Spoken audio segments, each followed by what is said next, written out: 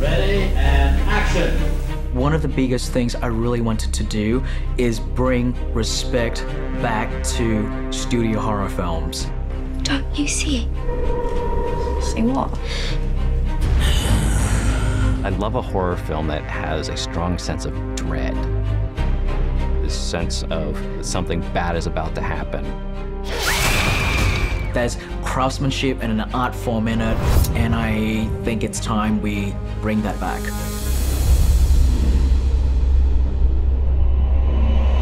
Hey, Mark. When you're doing the second film in a series, it was both a challenge but also fun to figure out where can we zig where we zagged last time and find ways to turn scenes that might seem familiar on their heads and do something different with them. The tension and the suspense are done on a bigger palette than we did in the first time, so it gives people what they want from the original movie and the structure and story. But it's a bigger roller coaster ride than it was. It's a darker world than the first one in a lot of ways. And it's also, I think, because it's the child that becomes possessed in it, I think that's kind of also awful because it's a child.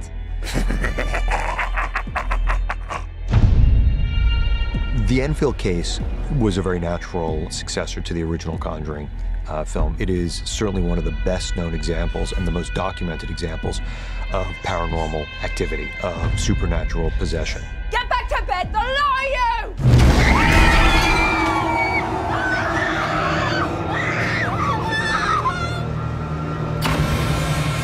I think one of the biggest things that attracted me to this particular story and wanting this to be the second movie is the setting. I really do think the London setting just gives it a slightly different flavor. The location setting, you know, the people just have a different look to it, have a different smell to it. London was certainly a pretty depressed place in 1977. The miners' strikes were going on. It was the birth of the punk movement. It's gray, it's dark, it's winter. We just thought it would really give a different look and feel to the environment that the Warrens are putting themselves into.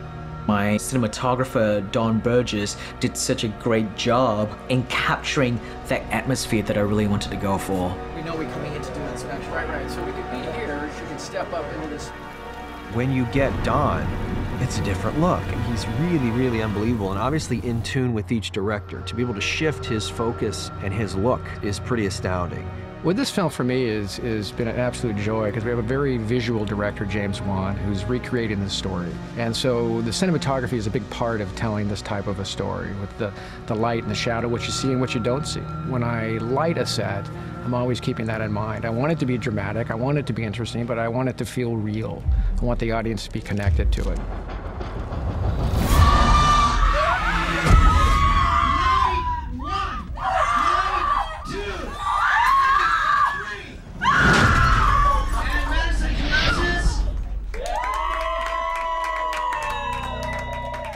James is a master at crafting scares and using the camera to create that sense of foreboding. He uses really long takes. He makes you feel like you're really there in the room with their characters. There's a lot of really long kind of sequences where he'll join 3 scenes and put it in one run. So you're just in the moment of like, I hear my daughter screaming, what is that? Coming, turn the lights on, running down the hall, hearing it, then going into the next scene, what that is. So you do get this kind of long continuous feeling of like being in the reality of that situation. It's all about how you move through the house and how the camera can move through the house is first and foremost the most important thing. You got your school uniform for tomorrow?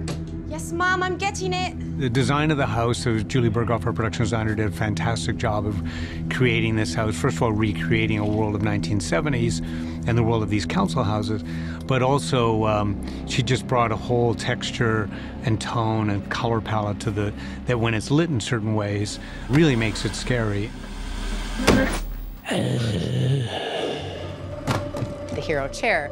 It was actually from the Warner Brothers set dressing, set deck department, but we aged it a little bit more and added a skirt on it, and we've been adding a little bit of mold to it as the house gets more haunted.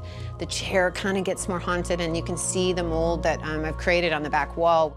I told my production designer very early on that we need to, literally build a 2-story house. We needed to make our version of this house slightly bigger because we needed to accommodate the film crew, the actors, so that we can literally follow actors up and down the stairs. And also that way it feels more like a real house. So it doesn't feel like a movie set. We had to also make this house longer so that James could get a lot of these long hallway tracking shots. You walk through that house and you get lost in it very quickly, lost in the fact that this does not seem like a set. And that's a great feeling. It's really a full realized house. You can go in the front door and up and down the stairs. So I think the kids, that helps them a lot, really believe that they're in this environment and in this world. And I think it helps them kind of with their performances all the way around. One of my favorite shots is the camera starts on me sleeping in the chair, and then my mom comes downstairs and she helps me up to bed, and then the camera pans to the window and it starts raining, and then it's supposed to turn into daytime, and the camera backs up and then there's me on the sofa. So in that shot I had to run upstairs real quick, put a robe on, change, run back downstairs, and then get on the sofa. But it's really cool because it is one continuous shot. That's really cool. That's also, a real testament to the way James directs. He does as much as he possibly can in camera. Action! Very good, cut it! He does not want to rely on CG unless he absolutely has to. And I think that is the secret to a lot of the really scary sequences that we have. He's got a feeling that Hitchcock had, knowing what the human spirit is in terms of being afraid of things. He uses shadow and darkness and surprises.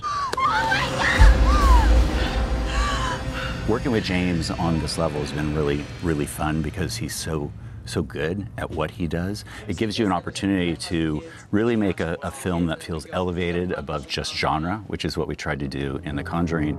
If we keep doing this, you're going to die. I think the love story aspect of the Warrens is something that's very important for me. The idea of, sneaking in a romantic story into this film was really cool. I guess I just kind of disguised it as a horror movie to get that across. I just love working with Vera and Patrick. Those two are so much fun on set to work with. They're kind of like kids, When I call cut, they would just sort of, just joke around amongst themselves, and we just have fun. And it does help, that kind of like lighter atmosphere really does make a big difference. You have to balance that negativity. There's a lot of darkness that you're portraying. All right, we're through. It's time to come back.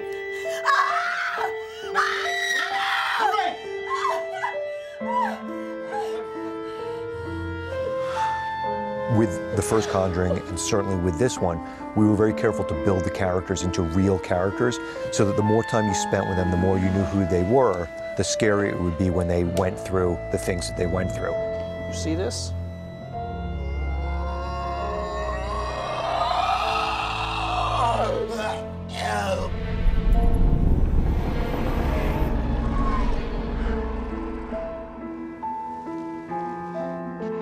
You care for these people that are on this journey, that are living this nightmare, and you're going to be in there and you're going to be rooting for them, and you're going to, you're going to hope it all ends well. That style of filmmaking is very important to the way I construct my scares. Janet! Because if you believe in the characters, if you really like who they are, I can put them into whatever situation and you would care about them. And so when the scary thing starts to happen, you would want to see them pull through it. I'm very grateful for giving us the chance to tell our true story. The film set and all the people that I've met, the directors, producers, the writers, everyone involved. I value them very much. When you see these characters come to life and you feel that this is part of the journey that we're all on, it's what connects us to cinema. You see how much care we've taken with this franchise. That's gonna pull people in. We're going to scare the pants off of you. But at the heart of the story, there's a tremendous love story. Makes it so beautiful, yeah. We all had to work very hard to really live up to the bars that were set by the first one. That's kind of the things that you need to do as a filmmaker.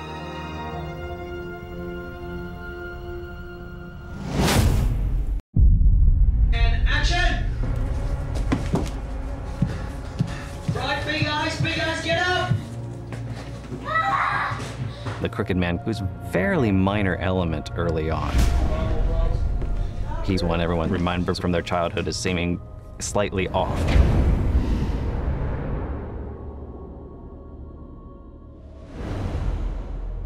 Ready?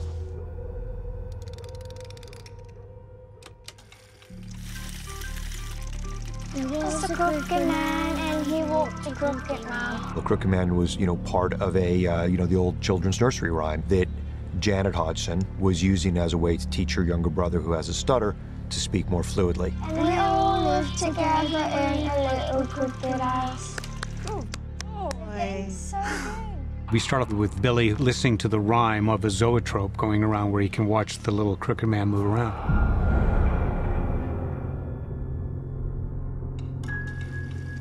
It was really James Wan who came up with the idea of having the Crooked Man being a character in the zoetrope who basically emerges in a terrifying manner to terrorize both the family and also Ed.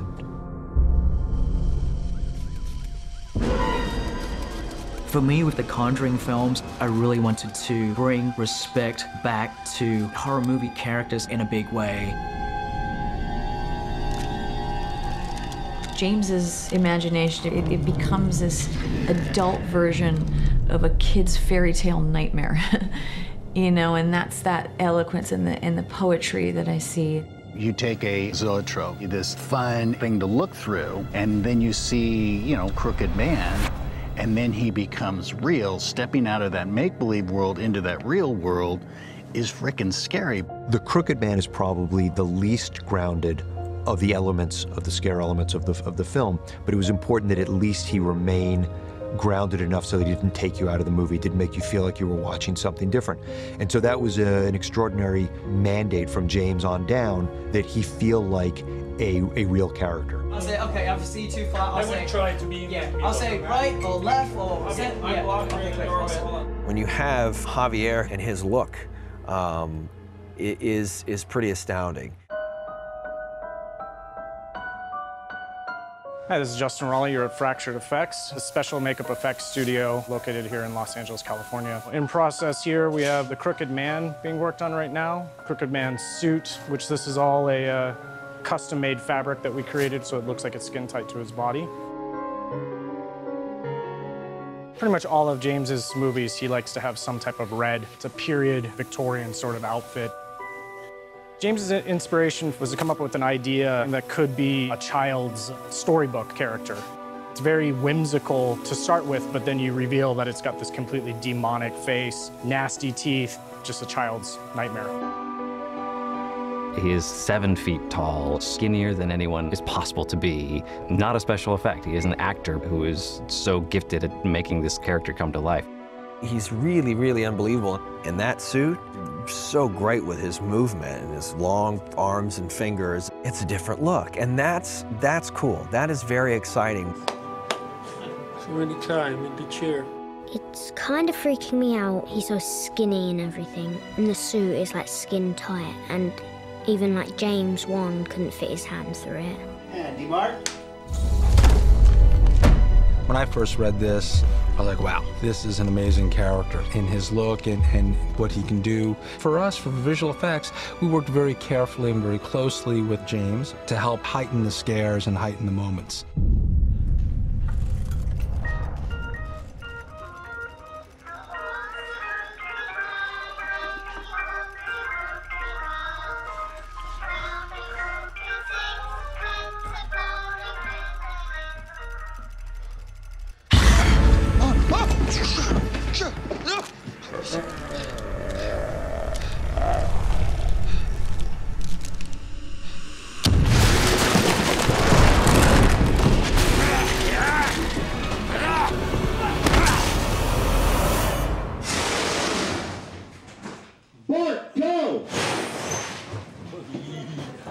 Yeah.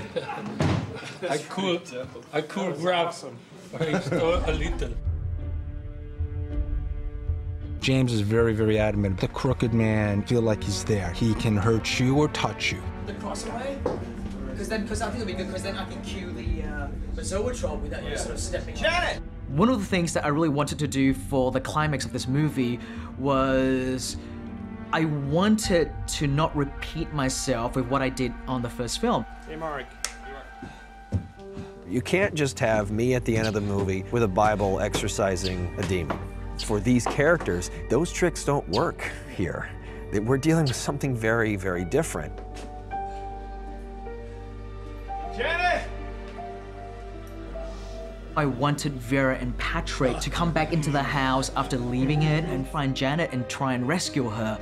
But along the ways, I wanted to throw obstacles in their paths. This is the official Crooked Man umbrella. As I come through the door, I'm going to try to hook. It's a work of art. All right, here we go, guys. Ready, and action.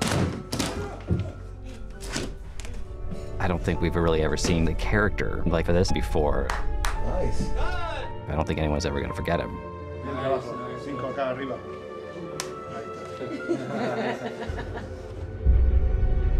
I really try and push my filmmaking in this one, really focus on the characters, because I know that's one of the things people love from the first film. People really love the characters of the film. For this movie, Crooked Man is our visually arresting, iconic element of the haunting of Enfield. I think fans are gonna love The Crooked Man.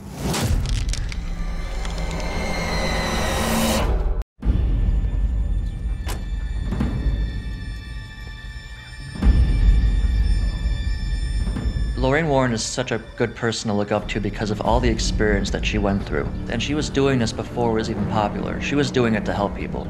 I got into it after I lost my great-grandmother in a car accident, because I would see her in the house. And as a kid, I would think it was normal. I didn't think it was something weird.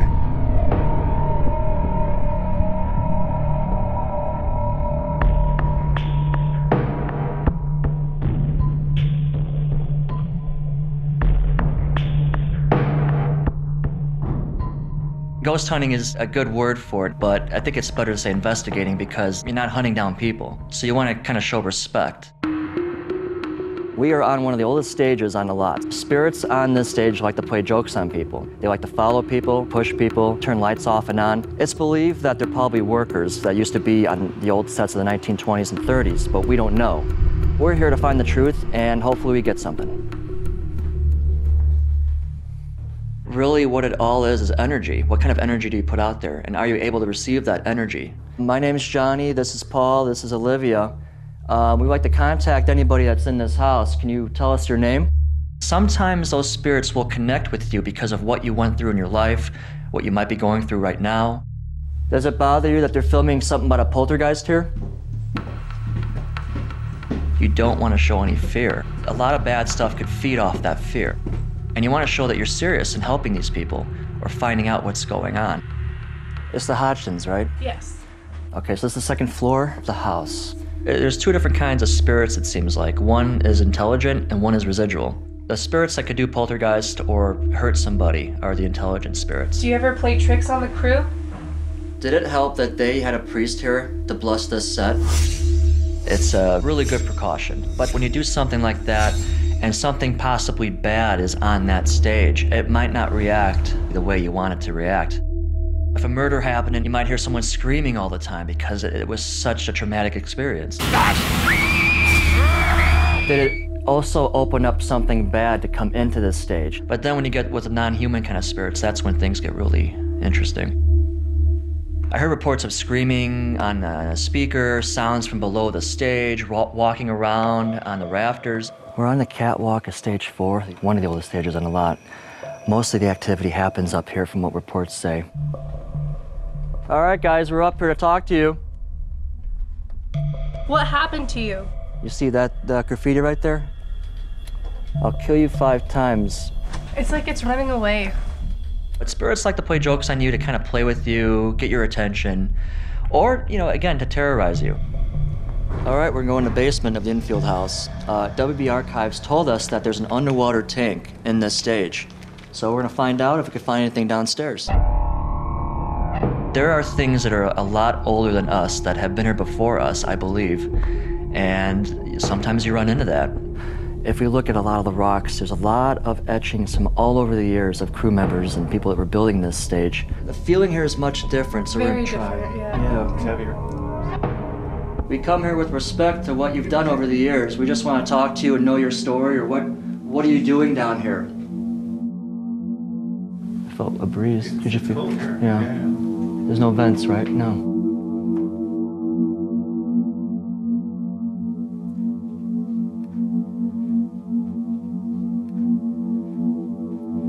I've never seen anything like that.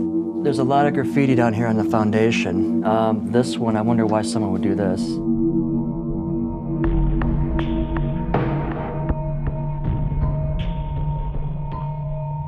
The feeling in the basement's a lot different, guys. Much different.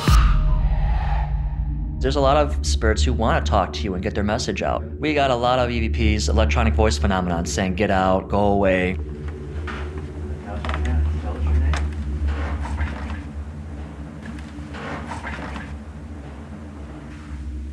What are you doing down here?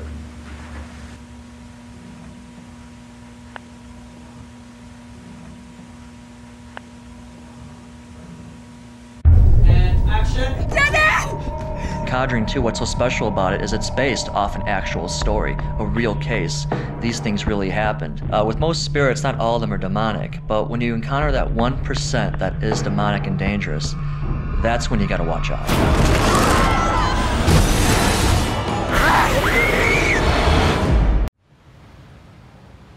The town of Enfield was North London. The kid I was a very outgoing child, very energetic. I loved swimming and I loved sports. I was sort of helpful towards my younger brothers and sisters. It was just like a normal family life, really. We had no knowledge of the history of the house before the happenings and the events started. This racket started to occur in the back bedroom and some disturbance. And my mum came into the room and she said, "Johnny and Janet, pack it up and sleep. We've got to get up in the morning." And the chest of drawers near the wall and the door had slid into sort of the doorway.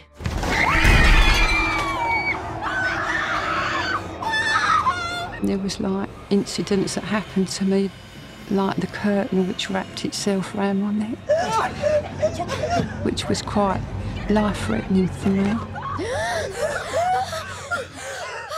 And it brought it home to me that this could kill you.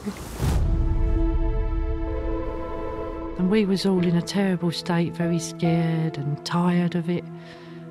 And it got worse as the time went on. We got more exhausted with it. It's what happens in the supernatural demonic world. In order to infiltrate someone's life, they don't just, oh, I now have you possessed. They have to weaken you by creating turmoil, noises in the night, things that go bump. They start to elevate fear and they begin to feed on that fear. For the family, when weird things started to happen, they actually did the right thing and they called the cops. And that's how the police were involved. They came to the house, they investigated, they checked around, and sure enough, all the weird stuff that the family was saying were happening in the home actually happened to the police officers. This chair in the corner sort of shot forward about 1 metre in front of them on its own. And she sort of went like that, the policewoman, and she sort of looked in disbelief and was looking to see something was attached to it and one of us might be playing a joke on her, maybe. That's the sort of look she gave. When you read their interviews, it's like they could not get out of there fast enough. My neighbour called the newspaper. We didn't know what else to do. I suppose like in desperation for some sort of help. The chap on the news desk, being a bit sceptical, obviously didn't believe her at all. The newspaper thought my neighbour was drunk They don't come across this every day, do they? When she mentioned the police had seen this, they had to believe them then. You wouldn't ignore the fact that if the police had witnessed something, that was good enough for us. I was in my early 20s. I was a photographer on the Daily Mirror, covering anything, everything. News, sport, fashion, you name it, I shot it. Janet was brought in, and as she came into the room, suddenly things just took off. Wherever Janet was, it just seemed to happen. Kids are kids, you know, they'll do funny little things for attention, but not the things that we were seeing, we were witnessing there. They couldn't have done those things. They weren't even in the same room at the time. So, no, I quite believe what I was watching was genuine. You'd have chairs tip up, beds turn over, drawers would fly out in a room there was no one in. Oh my God, the levitation of those girls. They would levitate. I remember being pulled from my bed. I felt like a cold hand feeling and pushed up into the air. It was like a force, and I was screaming. Then they'd levitate, crisscross in the air. The shot of Janet levitating was done with a cable running down to where I was, down in the main sort of living room. She was up in the bedroom. We had a camera set up in the corner, motor driven with stroboscopic flash. I wasn't in the room at the time. I didn't see this until the following day when we process films and have a look. So that came as a real surprise to everyone, that we knew that she was falling out of bed. We could hear the bang on the floor. We could hear her scream. We knew what was going on. We only had Janet's word for it. But then the following day we'd look at the pictures. That would prove it. It became, over the months, a bit of everyday life, which was quite bad. But before that, I certainly thought that ghosts were ghost stories, and they were all fictitious. We'd realised that we had to get other people involved, i.e. the Society for Psychical Research, who look into these things. And that's when people like Maurice Grosse were involved, and they were the, quotes, professionals. As far as Maurice is concerned, I understood that he had a connection with the case. He'd gone along there believing that it was his recently deceased daughter, who was also called Janet, who was trying to contact him from beyond the grave, sort of thing. And I'm sorry, I was all lost on me. Janet, are you all right? This voice channeled towards Janet's direction, and we looked at her face, but her mouth wasn't moving. Ed, no, no, no, hold your, let me on bed. No, give me. No, I don't want to. Yeah, I'll do it. He got hold of lower. I think people thought at first that I was doing it deliberately. So tests were done. Mr. Grosse filled her mouth up with water when we all was watching, and the voice was still talking. And Mr. Grosse asked him, "Where are you from?" I come from the grave.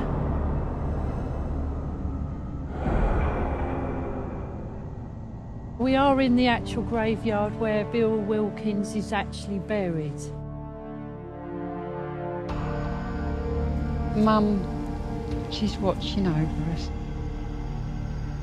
The expression on my mum's face is just how she used to look at me.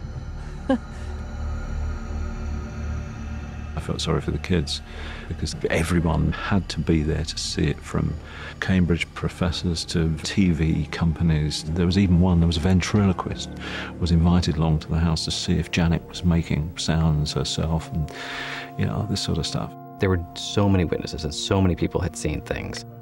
With the media there, reporters, investigators. There was no privacy anymore. Our lives weren't their own. My name's Kent Allen. We're with the television news programme Wide Angle. I was hoping to have a word with you about the disturbance. This family became minor celebrities at the time, and this wasn't just a family off by themselves, off in the woods with nobody around. This was a council house in the middle of London. It is the house that you would never think that was haunted, and inside were these people living this nightmare. There was a buzz that went around that Ed and Lorraine were coming over from the States to witness, what was happening in the house. I remember that everyone thought, wow, this is fantastic, this is really interesting that someone's going to really bothered to do so much, to come so far. I've done research all over the world. I never charged for anything I did. What happened wasn't good. I needed to help them.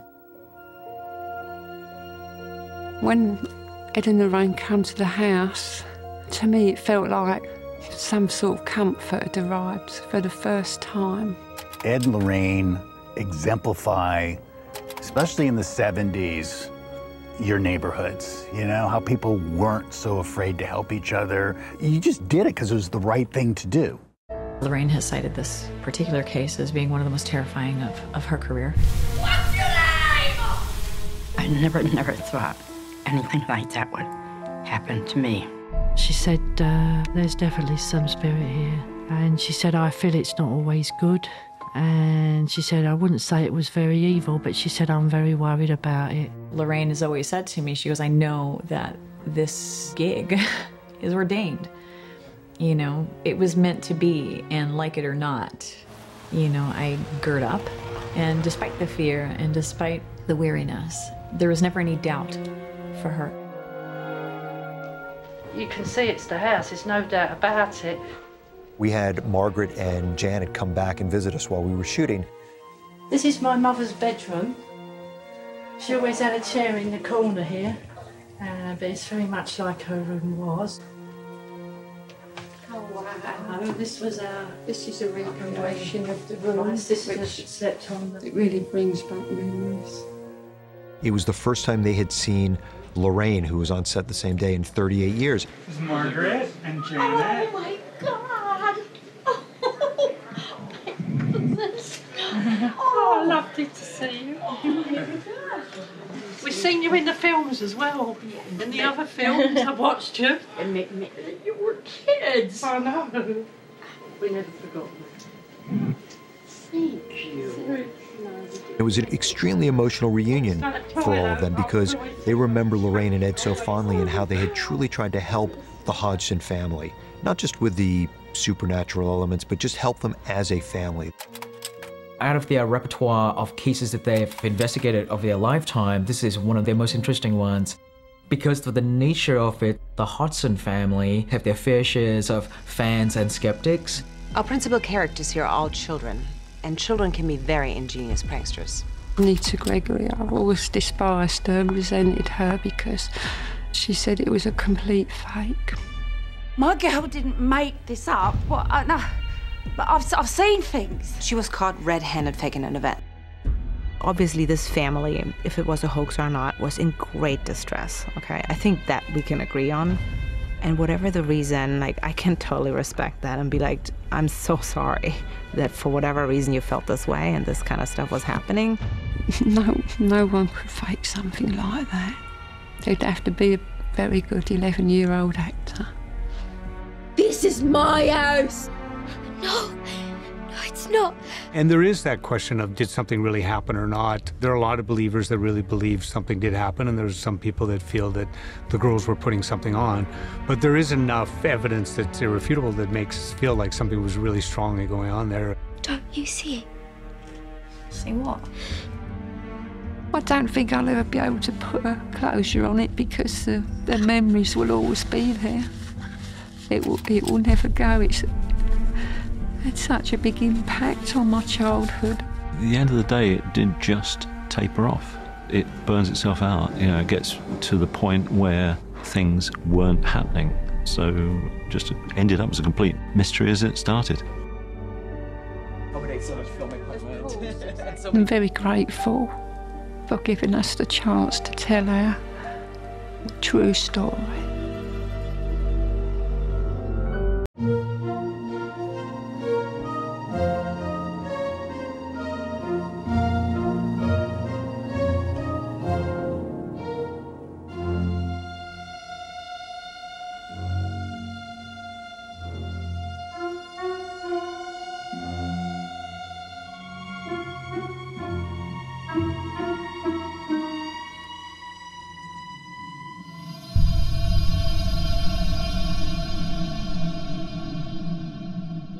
There's a lot of talent in this room today. Today was 62 musicians, mostly strings. It was a very string-heavy section with some brass and a few single winds, piano, harp.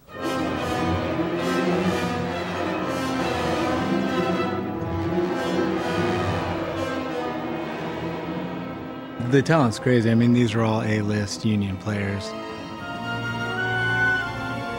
I feel like with his music that you have a really visceral reaction to it. Like it really grabs your attention.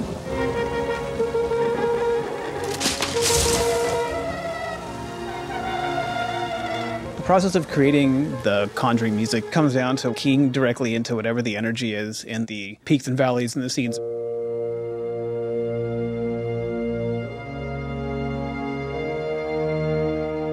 It's a matter of taking my musical vision and really shaping it and following the scene vision. Joe has a really unique process where he likes to do sort of separate recordings, not all at once. He likes to get different elements together before building the entire score.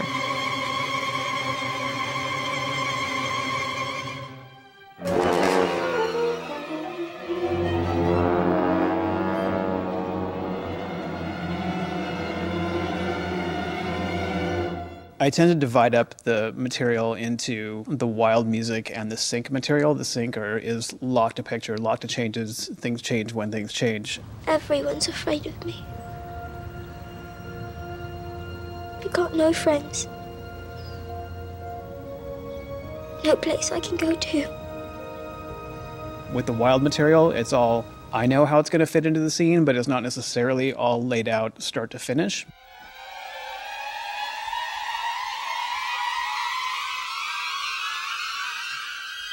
He'll start somebody on the same note, and then all of a sudden he'll have them kind of trail and lag, so you start getting this harmonic complexity between each player. It's pretty amazing.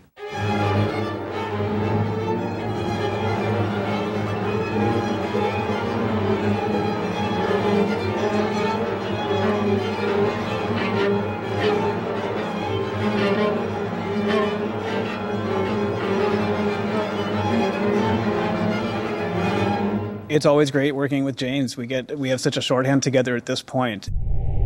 He was describing the opening that he was walking me through, describing the shots. He's very clear at pitching his scenes. When he does, it's very easy to see what he's going after. And I was immediately hearing the Conjuring music with this male choir coming in along with the brass, and it was there from the very start.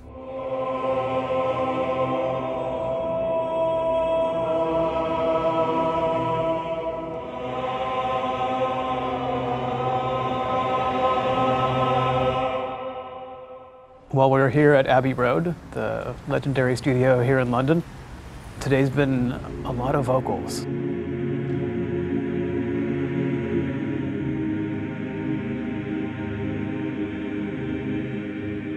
Sometimes James will be describing the haunting in the case and like what happened, and I'll be telling him what I'm hearing, and he'll just get excited and be like, yeah, and then it just goes from there, and then it's a matter of honing it down and actually getting it on paper.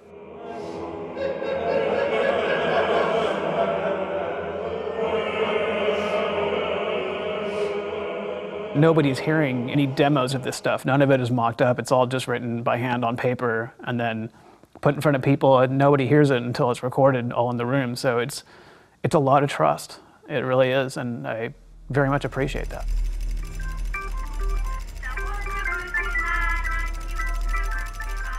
He found a crooked sixpence upon a crooked stall. I was just given the lyrics for the Crooked Man rhyme. It's basically a nursery rhyme that's coming out of the Zoetrope toy, which when you look through the slats, you see the Crooked Man dancing around in there, and you're also hearing this Crooked Man rhyme. Later on, the rhyme gets a little more sinister. For that, we had to switch to adults, but we got it. It's all in there. The crooked man stepped forth and rang the crooked bell, and thus his crooked soul spiraled into a crooked hell.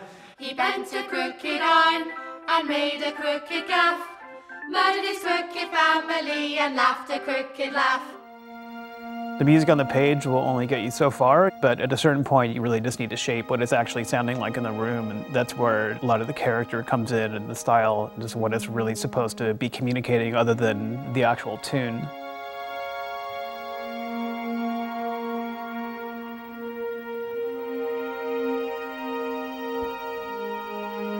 There's a challenge of trying to communicate what's on the page to someone else to then interpret and perform. Let's try going down. Let's try closing it darker. Yes, yes. But it was a really extraordinary group of people that just really got what I was doing and were able to just run with it with minimal coaching.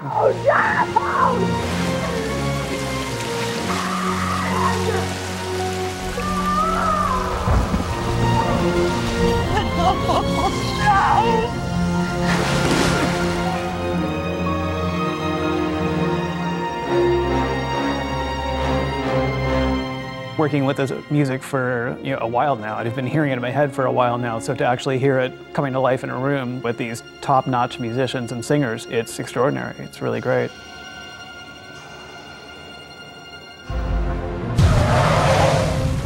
Help me! If we keep doing that, you're going to die. Janet!